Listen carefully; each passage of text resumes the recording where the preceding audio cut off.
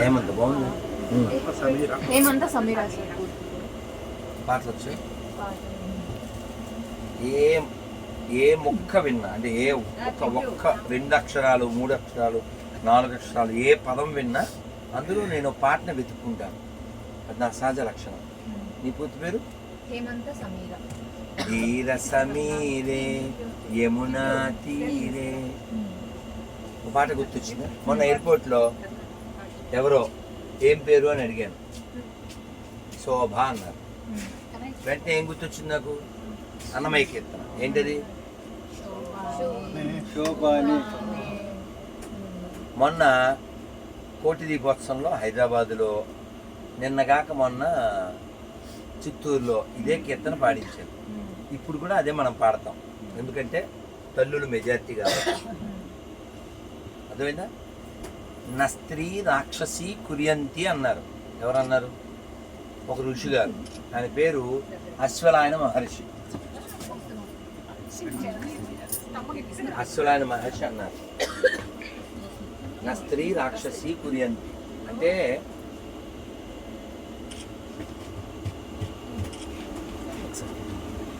పురుషుడు చెడిపోతే వాడు ఒక్కడే చెడిపోయినట్టు, కానీ స్త్రీ చెడిపోతే 20 తరాలు చెడిపోయాయి. కాబట్టి తల్లులు పిల్లలు బాగుండాలి. బాగుండడం అంటే ఏమిటి? ఆధ్యాత్మికంగా, ధార్మికంగా, నైతికంగా ఉండడం. ఇది ఎలా సాధ్యమవుతుంది?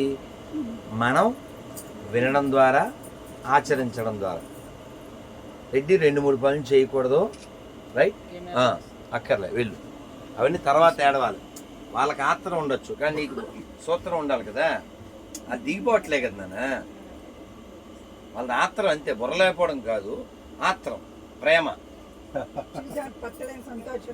నేను ఈ ఆత్రంతో ఏమవుతుందంటే సూత్రం మర్చిపోదాం. ఆ తర్వాత తిట్లు ఎవరికి వస్తాయంటే, గురుగారండి మీ కెమెరా వాడిని కొంచెం మార్చండి సార్ అంటే కింద తిట్టుతారు. తిట్లు ఆడికే వస్తాయి, ఎందుకంటే ఆడితే ఏం కాదు సార్, సరదాకి.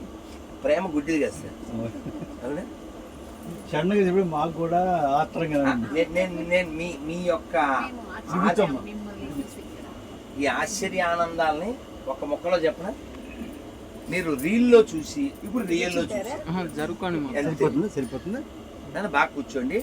ఇప్పుడు మీరు మీ బ్యాగ్ తెచ్చుకున్నారు, లేదా మనసు అక్కడ కనుక ఎక్కడ అయిపోతుంది. ఎందుకంటే వస్తువు విషయంలో మొహమాటానికి పోకూడదు.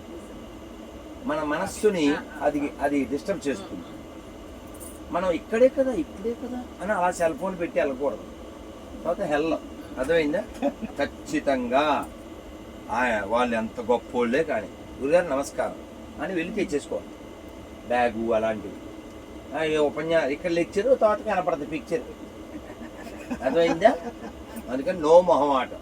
ఎవడైనా సరే నీకు గౌరవం ఉంటే ఉండు, నమస్కారం పెట్టి ముందు. వస్తువు మనం అనొచ్చు ప్రాణం లేని వస్తువే, కానీ మన ప్రాణాన్ని నిలబెట్టట్లా ఆ వస్తువు. ఇప్పుడు తడిసిపోయామండి, కానీ ఉందా లేదా అని చూసుకుంటున్నాం, వాన వచ్చింది. కాబట్టి వస్తువుని గౌరవించాలి. ఎందుకు గౌరవించాలంటే ఆ వస్తువే ఈ వస్తువుని నిలబెడుతుంది కాబట్టి. అందుకనే ఎనర్జీ ఈజ్ మీ అన్నాడు. ఎవరన్నా భౌతిక చదివారు? అలాంటి ప్రశ్నలు అడగద్దు కదా. అయ్యప్ప సంవత్సరం భగవద్గీతలో 10వ అధ్యాయం పేరు విభూతి యోగము. ఏంటి విభూతి యోగం? మీరు ఎవ్వరు చెప్పకండి. చిన్నపిల్ల మా అమ్మాయి చెప్పుద్ది. విభూతి అంటే ఏంటి అని ఎవ్వరు చెప్పకూడదు please. My doctor with matter చెప్పుద్ది. చెప్పు. చిన్నపిల్ల కాబట్టి అంతవరకు చప్పట్లు కొడుతుంది. ఇప్పుడు ఇంక పెద్ద పిల్లలు చెప్పండి, చూద్దాం. మీరు ఏ లెవెల్లో తెలియాలి కానీ చెప్పండి. విభూతి అంటే ఏంటి? అదే మళ్ళీ రూట్ మార్చి చెప్తున్నారండి. కాదు చెప్పనా? మీకు తెలియదు కాబట్టి చెప్తున్నా. విభూతి అంటే అపులెన్స్, వైభవం. 10వ అధ్యాయం చదవండి. ఎంత గూస్ బంప్స్ వస్తాయంటే కృష్ణుడు అంతా చెప్పి 10వ అధ్యాయంలో చివరిలో చెప్తాడు, ఏకాంశేన స్థితో జగత్ అంటే ఎక్స్ప్లెనేషన్ ఏమిస్తారంటే ప్రహ్లాదశ్చాస్మి దైత్యానాం కాలకలయతామహం మృగేంద్రాణాంచ మృగేంద్ర అంటే నేను అని ఏమంటుందంటే నేను పక్షుల్లో గరుత్మంతుణ్ణి, రాక్షసుల్లో ప్రహ్లాదుణ్ణి, జంతువుల్లో సింహాన్ని, శస్త్రధారుల్లో రాముణ్ణి, పాండవుల్లో అర్జునుణ్ణి. ఎంత వివరిస్తాడంటే పర్వతాల్లో హిమాలయాన్ని, ఋషుల్లో భృగువుని, వేదాల్లో వేదానాం సామవేదోస్మి అంటాడు. నేను వేదాల్లో సామవేదాన్ని, ఇలా పెద్ద పెద్దవి గొప్ప గొప్పవి ఇవన్నీ నేనే అని చెప్పి అర్జున ఇన్ని మాటలు ఎందుకయ్యా, నాలో ఉన్న ఒక్క అంశతో ఇదంతా నడిపిస్తున్నాను. మనం దీనికే నోరు వెళ్ళబెడతాం. సో అంత గొప్పవాడు భగవంతుడు. అందుకనే ఆ వైభవాన్ని అన్నమయ్య కీర్తిస్తాడు. ఏమని? శోభనమే శోభనమే శోభనమే శోభనమే వైభవముల పావనమూర్తికి శోభనమే. శోభాయమానంగా ఉంది అంటారు. చాలా బాగుంది. అన్నమయ్యకి దర్శనం అవ్వట్లేదు, అందరూ వెళ్ళిపోతున్నారు. ఉపవాసం మనం అంతా సినిమాలో కూడా చూసాం. ఏంది ఆయన అని నారదుడు వస్తే ఉపవాసం చేస్తున్నావంట కదా అంటే, హరివాసం చేరే వరకు ఉపవాసం తప్పదు తాత అంటే, మరి అసలు పోతేనో అంటాడు. అసలు పోయినా అలిసిపోయినా, అలసిపోయినా అసలు పోయినా స్వామి దర్శనం అయిన తర్వాత తింటారు అని సంబరపడిపోతాడు. మహతి ఇస్తాడు, అవేనిస్తాడు. భగవంతుడు గానప్రియుడు కాబట్టి మనం అందరము కీర్తించాలి. మనం కర్తవ్యం అంటే ఏవేవో అనుకుంటుంటాం. మందులు వేసుకున్నావా, తిన్నావు అని అడుగుతాడు. ఇప్పుడు తిన్నారు కదా చపాతీలు, మందులు వేసుకున్నావా అని అడుగుతాడు. ప్రేమ. ఆవిడ కూడా ఆ మందులు అవి ఇస్తుంది. ఈ ప్రేమ దేని మీద? దేహం మీద. దేహం కలిగించేది మోహం, దానివల్ల వచ్చేది దాహం, దానివల్ల పెరిగే దాహం. అప్పుడు మనం అస్సలు ఆనందే సోహం, దాసోహం. కానీ అన్నిటికంటే పైన ఉండేది దాసోహం. ఎవరు చెప్పారు ఈ మాట? హనుమంతుడు చెప్పాడు. ఎక్కడ చెప్పాడు? సుందరకాండలో చెప్పాడు. దాసోహం కోసరేంద్రస్య రామస్య అక్లిష్టకర్మని. మీరెవరండి అంటే ఎందుకు చెప్తారు కదా? మీరెవరండి చెప్తారు కదా? హనుమంతుడు చెప్తాడు ఆ చెట్టు పైన ఉండి. అమ్మవారు అఫ్ఘాన్ కట్టానా ఫస్ట్ పెట్టా, అవును కదా తెలుసు. మంగళం ఎయ్ కాదు ఎయ్ అమ్మయ్య అయిపోయింది అంతే. మీరేం చేయగలరు? మనం అందరం నువ్వెవరు అంటే ఏదో చెప్తాం కదా, ఊరో భాషో ఏవో చెప్తాం. మన అమ్మవారు పాపం ఆ చెట్టు కింద ఉన్నారు. రావణాసుడు వచ్చినోడు ఎవడో తెలియదు. ఎలా నమ్ముద్ది చెప్పండి? వీడే వేషం వేసుకుని వచ్చాడు. ఆవిడ బాధలు ఆవిడ, చేత కష్టాలు చేతవే అన్నారు కదా, ఊరికే అనలేదు కదా. ఈయన మరి ఆవిడ ఎలా నమ్ముద్ది? అందుకని శ్రీ హనుమాను గురుదేవులు నాయద పలికిన సీత రామ కదానే పలికద సీత రామ కదా. లక్ష్మణ మోక్షతో రాముడడలగా సంజీవి తెచ్చిన ప్రాణప్రదాత. సీతారాముల నగవులు గనిరి ముల్లోకాల హారతులందిరి అంతులేని ఆనందాశ్రువులే అయోధ్యాపురి పొంగి పొరలే. శ్రీ హనుమాను గురుదేవు చరణములు ఇహపర సాధక శరణములు. బుద్ధిహీనతను కలిగిన తనువులు బుద్భుదములని తెలుపు సత్యములు. ఆయన చెప్తున్నారు హనుమంతులు వారు, అమ్మా నేను రాములు వారి దాసుని. ఫస్ట్ నేను హనుమంతుని చెప్పలేదు. దాసోహం, అహం నేను, ఎవరి దాసుని. ఫస్ట్ స్టార్టింగ్ ఏంటి? దాసోహం, దాస అహం, నేను దాసుని. ఎవరికి? కోసలేంద్రస్య, కోసల దేశానికి రాజు అయినటువంటి. దాసోహం కోసలేంద్రస్య రామస్య అక్లిష్ట కర్మని. మీరే యూట్యూబ్లోకి వెళ్ళి శ్రీభాష్యం అని కొట్టండి. మహానుభావులు అప్పలాచార్యులు వారు, చిన్నజీయ స్వామి వారికి కూడా పాఠాలు నేర్పినవారు, చాలా చాలా విద్వత్తు కలిగిన వారు. వారు ఉంటే మనం వారి పాదాలు పట్టుకుని ఆ నీరు పాదాలు కడిగి నిత్యం చల్లుకోవాలి. అంతటి మహనీయులు వారు. ఎంత బాగా వివరిస్తారో వారు చెప్పిన తర్వాతే నేను సుందరకాండ చదవడం మొదలుపెట్టాను. ఇవాళ కూడా సుందరకాండ అలా మొదలుపెట్టాను. ఎవరో ఫోన్ చేశారు. నా ఫోన్ మోగదు, లైట్ అక్కడ కనబడింది, ఆన్ చేశా, అంతా చదివేశాక స్పీకర్ ఆన్ చేశా. ఎంత బాగుందో రికార్డ్ చేసుకున్నాను. ఇవాళ చదివింది ఏమిటంటే రావణాసురుడు అంటే సీతాదేవి మాట్లాడుతుంది. నేను చెప్పిన స్టార్టింగ్ పాయింట్, సీతాదేవి హనుమంతుడితో మాట్లాడుతూ, హనుమా నాకేం భయం లేదు, రావణాసురుడు ఎన్ని తెలివితేటలు కలిగినా, ఎంత బలం కలిగినా రామచంద్రమూర్తి 14,000 మంది కరదోషనాథుల్ని ఒక్క వేటుతో వేసేశాడు. అటువంటి రాముడు ఉంది, వీడు నిలబడలేడు. శచీదేవికి ఇంద్రుడి శక్తి తెలుసు, నాకు రాముడి శక్తి తెలుసు, నాకేం భయం లేదు, రాముడు వస్తాడు. ఆ కాన్ఫిడెన్స్ లెవెల్ ఉందే, అది మనకు ఉండాలి. మనకేమో ఓ మాట అంటే చచ్చిపోతాం, ఓ చిన్న తిట్టు తిట్టకూడదు, ఓ సలహా ఇవ్వకూడదు, బాధగా ఉంటుంది. కానీ హరే కృష్ణ బాగున్నా? ఈ రెండో జర్నీ ఏమంతా నన్ను హరే కృష్ణ హరే కృష్ణ. సో మరి రెగ్యులర్గా తిరిగితే ఫ్రెండ్స్ ఎవరైతే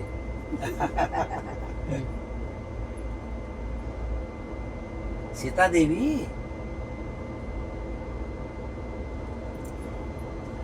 అంటే హనుమంతుడు వచ్చి చూసినప్పుడు సీతాదేవి మరి ధైర్యంగా ఆ చెట్టు కింద ఉంది కదా. ఆయన అనుకున్నారు, రాముడు ఇప్పుడు ఏడుస్తున్న చాలదో, ఇంకా ఏడవాలి అనుకున్నాడు మనసులో. ఎవరు? హనుమంతుడు. అదేమిటి అలా ఎందుకు అనుకున్నారు అంటే,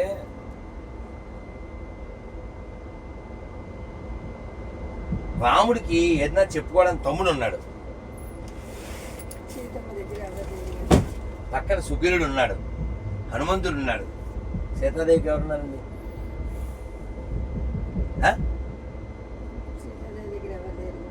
నిలబడి ఉంది. అది మనం కూడా ఉండాలి. అమ్మ తిట్టినా, ఎవరైనా మోసం చేసినా, ఓ అపజయం వచ్చినా, ఒక అన్యాయం జరిగినా, ఓ ఘోరం జరిగినా ఉండు, చచ్చిపోవద్దు, ఉండు. ఏమో భగవంతుడు నీ మీద ఎన్ని ఆశలు పెట్టుకున్నాడో, అమ్మా నాన్న ఎన్ని పెట్టుకున్నాడో. అంతమందిని మోసం చేసి నువ్వు గోదాట్లో దూకుతాను, కృష్ణానదిలో దూకుతాను అని అలా అన్యాయం చేయకూడదు. ఆ బాధని అనుభవించే వాళ్ళకి తెలుస్తుంది, ఎవరో చెప్పుకోవాలి.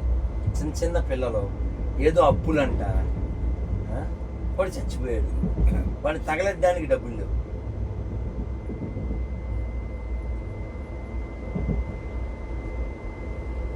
అందుకని చచ్చిపోకూడదు. కానీ సీతాదేవి కూడా అలా అనుకుంది తెలుసా. జుట్టుతో ముడేసుకోబోయింది.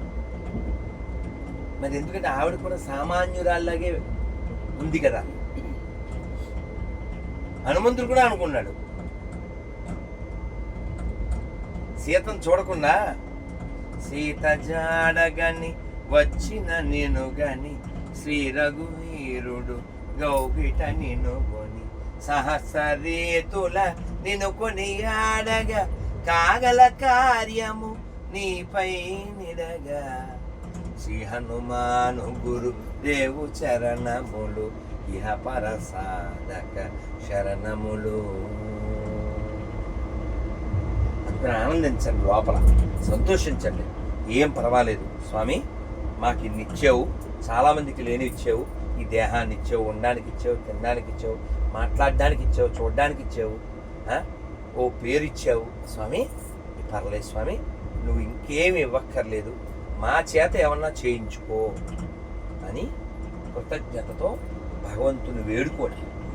అంటే ఇంకా పుత్తస్తమాను లిస్ట్ చెప్పేదేనా, ఏదో పచాది లిస్టు, సిగ్గు లేకుండా. సిగ్గులే పొద్దుస్తమాను పని చెప్పేదానికి. ఎన్ని తీసుకున్నాం మనం. అయ్యప్ప ఇది ఇచ్చాక వెళ్ళు. నేను ఊరికే లెక్చర్ మాత్రం కాదు, పిక్చర్ కూడా ఇచ్చాను.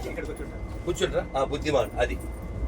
ఓం శ్రీ స్వామి అది చూసారా బొరవాడే, అది అలా వాడాలి. అమ్మ నిన్నగా మొన్న ఏకాదశి అయింది, ఇది ఇంటి కూడా చెప్పుని తీసుకోండి. ఏకాదశి నాడు ఈ పేర్లు చదువుకోవాలి. ఉపవాసం ఇందులో ఉన్నట్టు ఉండగలిగే వాళ్ళు ఉండండి. ఇంటి కూడా చొప్పున తీసుకోండి.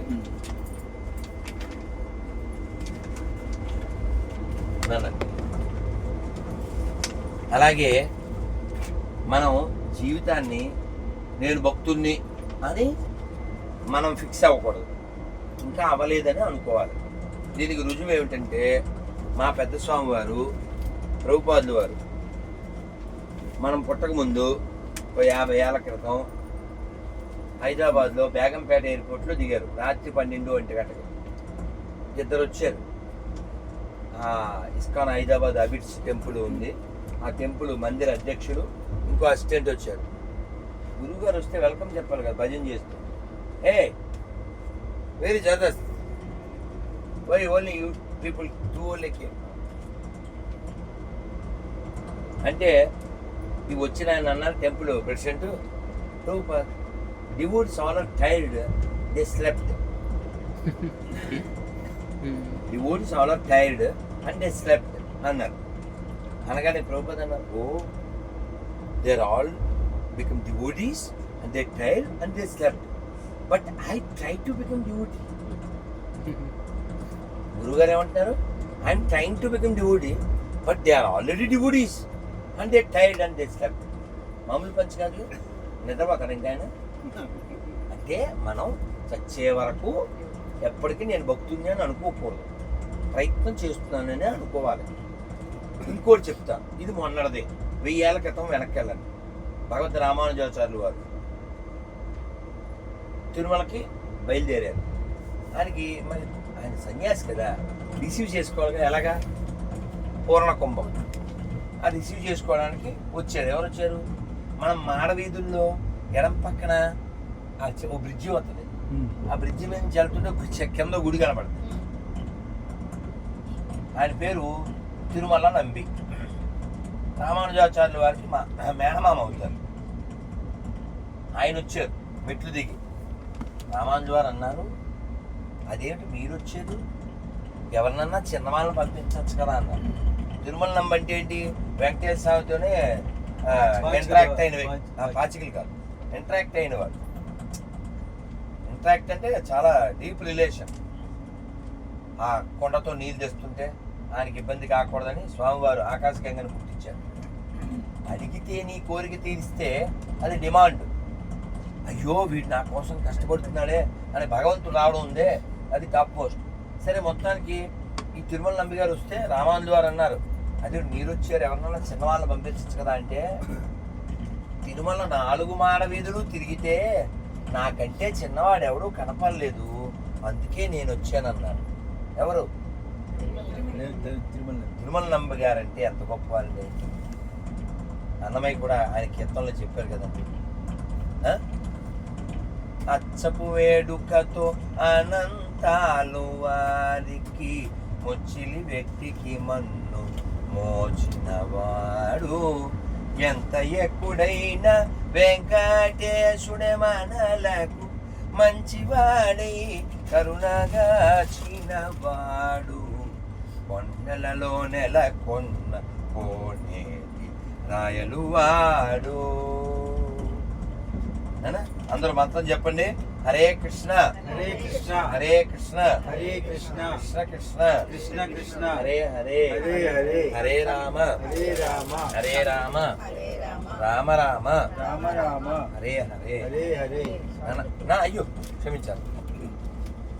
ఒక క్షణం ఇస్తున్నాను మనం ఈ మంత్రాన్ని అలవాటు చేసుకోవాలి.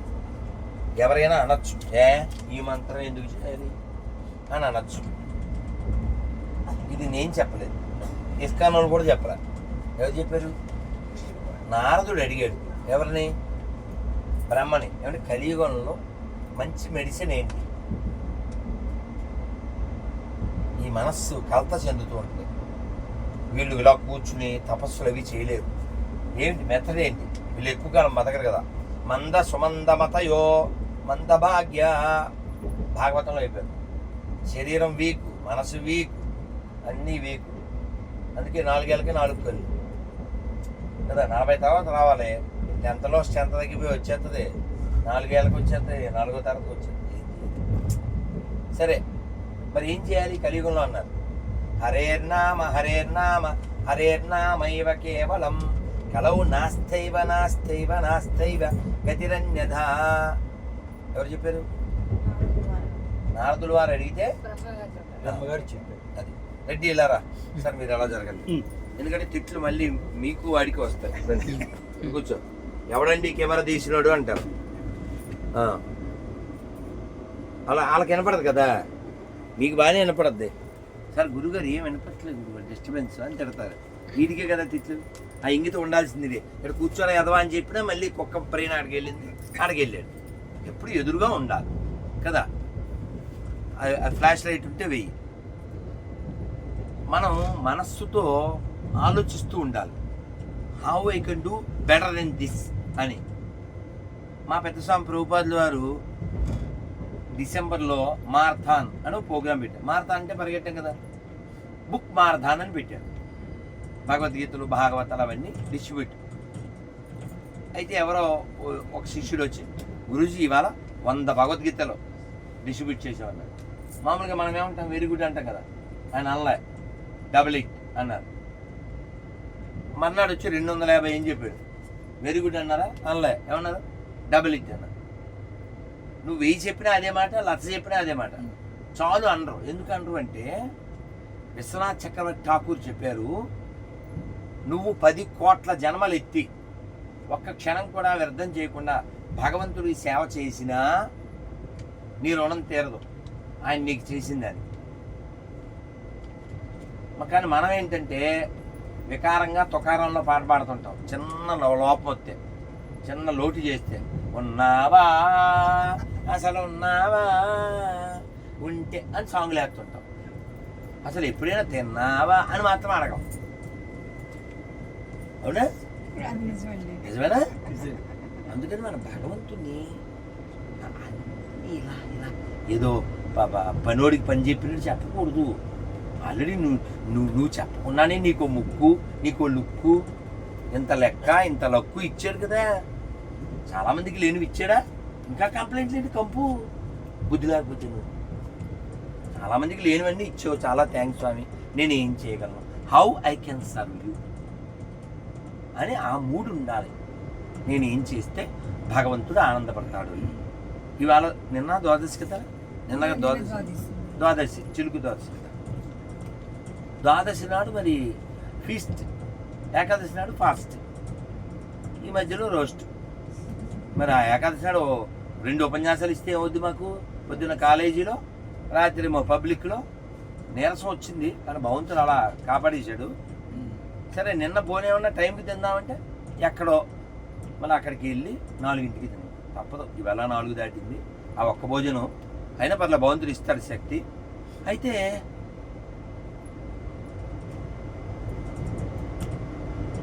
ద్వాదశి నాడు ఎవరికైనా స్వయంపాకం ఇస్తే మంచిది.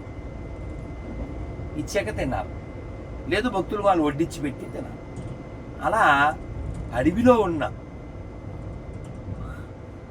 Rupa Goswami, the father of devotion అంట, ఆయన చాలా పుస్తకాలు రాశారు. నేను చదవని తర్వాత భక్తి రసామృత సింధు, ఉపదేశామృతము,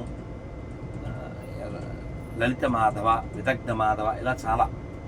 వారు వాళ్ళ అన్నగారు మరియు సన్యాసి అయినటువంటి సనాతన గోస్వామిని పిలిచారు. భోజనానికి రమ్మని. ద్వాదశి కదా అని వడ్డిచ్చారు. పూరీలు, కూర, రకరకాలు. ఆయనకు డౌట్ వచ్చింది, నువ్వు అడవిలో ఉన్నావు, అసలు ఇవన్నీ ఎక్కడి నుంచి వచ్చినాయి అన్నారు. నేను మీకు ఇవాళ భోజనం పెట్టాలి, ప్రసాదం అనుకున్నాను. ఒక 12 ఏళ్ళ అమ్మాయి ఈ గోధుమ పిండి, నెయ్యి అన్నీ పంపించి తీసుకొచ్చి ఇచ్చింది అన్నారు. అనగానే ఆయన సంతోషపడలే, కోపం తెచ్చుకున్నారు. ఈ అడవిలో నీకు 12 ఏళ్ళ అమ్మాయి ఎవరు తెచ్చిస్తారు? శ్రీమతి రాధారాణి తెచ్చిచ్చింది నీకు. అలా మనం సేవ తీసుకోవచ్చా? మనం ఇక్కడికి ఎందుకు వచ్చాం? సేవ చేయడానికి కదా అని కోపడ్డా. అది మూడు. అదే మనమైతే ఎలా ఉంటామంటే, గులాబ్ జామ్ ఇచ్చేవి బాగానే ఉంది, స్పూన్ ఎవడెత్తాడంట. మనం అలాంటి వాళ్ళం. కప్పు ఒక చోట, సంవత్సరం ఒక చోట లెక్కలేదు. భగవంతుడు కోరకండి. నిన్ను అడిగే ఇచ్చాడా ముక్కు? నిన్ను అడిగే వేసాడా రంగు? నిన్ను అడిగే హైట్ డిసైడ్ చేసాడా? ఎందుకు అడుగుతావు? అడుగు. ఏమడగాలి చెప్పండి? అన్య అభిలాషిత శూన్యం జ్ఞాన కర్మ ధనావ్రతం అనుకూల్యేన కృష్ణానుశీలనం భక్తిర్ ఉత్తమం. అంటే ఏమిటి చెప్తాను. భగవంతుడితో అసలు ఏ ఇతర డిజైర్, అభిలాష అంటే డిజైర్ లేకుండా నేను ఏ పని చేసినా ఈ పని చేస్తే భగవంతుడు సంతోషిస్తాడు అన్న పనే చెయ్యాలి. ఉదాహరణకి ఏకాదశి ఉపవాసం అంటే ఏంటి? తింటే పండ్లు పాలు తినచ్చు. కానీ మా అమ్మాయికి సమోసా ఇష్టం. నేతి సమోసా టెంప్ట్ అయినా బుద్ధి చేత, అమ్మా ఇవాళ ఏకాదశి, మొన్న చెప్పారు కదా గురుగారు వద్దన్నారుగా అని అవాయిడ్ చేయాలి. నీ మనస్సు అభిలాష ఏమిటి? సమోసా. కానీ బుద్ధి ద్వారా నో, ఇది భగవంతుడికి నచ్చదు, ఇవాళ మనం ఏకాదశి చెయ్యాలి అని దాన్ని రిజెక్ట్ చేయాలి. అది బుద్ధి. అది భగవంతుడు నచ్చుతుంది. మనకు నచ్చిందల్లా చేస్తుంటాం. అందుకని మన ఎయిమ్, మన టార్గెట్. ఉదాహరణ చూడండి, చిటారు కొమ్మన ఏదో పండు పువ్వు ఉంటే ప్రేమికుడు కష్టపడి కోస్తాడే. ఎందుకు కోస్తాడు? ఆ ప్రేమికురాలు యొక్క మనస్సుని జయించడానికి. అలా మన అందరము ప్రేమించవలసింది జగద్గురు కృష్ణుడిని. ఆయనకి ఏం నచ్చుతుంది అని చెప్పాడు భగవద్గీతలో. ఇదిగో ఇలా ఉంటే నచ్చుతారు, ఇలా ఉంటే నచ్చుతారు. 7వ అధ్యాయంలో చెప్పాడు, 11లో చెప్పాడు, 9లో చెప్పాడు, మళ్ళీ 12లో చెప్పాడు. ఏమేం చెప్పాడు అవి మనకు తెలియాలంటే చదివాడు వాళ్ళే. వాళ్ళ భగవద్గీత మొట్టంగా మనం ఎలా తెలుస్తుంది? ఇప్పుడు లోపలికి రావాలి. టీసీ గారు అడిగితే మనం టికెట్ చూపించగలిగితేనే లోపలికి ఎక్కాలి. ఊరికే ఎక్కేసి బాగుంది కదండి చల్లగా అంటే కుదురుతుంది, మెల్లగా తెలిసేస్తారు. అవునా? అందుకని భగవంతుడికి ఏం నచ్చుతుందండి అని చెప్పాడు. ఇది కూడా చెప్పండి. మాత్ర స్పర్శాస్తు కౌంతేయ శీతోష్ణ సుఖదుఃఖద ఆగమ పాయినో నిత్యాం స్థాం స్థితిక్షస్వ భారత. ఎవరు నచ్చుతారంటే, నాకు ఎండాకాలం వచ్చింది ఏడవట్లేగా, శీతాకాలం వచ్చింది ఏడవట్లేదుగా, అమెండ్మెంట్ చేసుకుంటున్నారుగా, దానికి తగ్గ మార్పులు కంప్లైంట్ చేస్తున్నావా? లేదుగా. అలాగే జీవితంలో సుఖం దుఃఖం కూడా వస్తుంది, అవమానం సన్మానం కూడా వస్తుంది. ఓర్చుకో అంటలే కృష్ణుడు. లెర్న్ టు టాలరేట్ అంటున్నాడు. చెప్పించేయలేదు అనుకో, బెదిరించట్లే.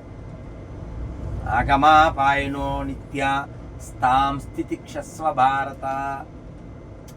ఓర్చుకోవడాన్ని నేర్చుకో. ఎంత గొప్ప అంటే భగవంతుడు అంత బాగా చెప్తున్నాడు. ఏం పెట్టాలి ఆయనకి చెప్పండి? పత్రం పుష్పం ఫలం తోయం యో మే భక్త్యా ప్రయచ్చతి తదహం భక్త్యా ఉపహృతం అశ్నామి ప్రయతాత్మనః. అంటే ఏంటండి తెల్లగా కృష్ణుడు ఏమంటున్నాడంటే ప్రేమతో నాకు ఎవరైనా ఒక తులసి ఆకు కానీ ఒక పండు కానీ ఒక పువ్వు కానీ ఇవేమీ లేవు కొంచెం నీరు కానీ సమర్పిస్తే నేను స్వీకరిస్తాను.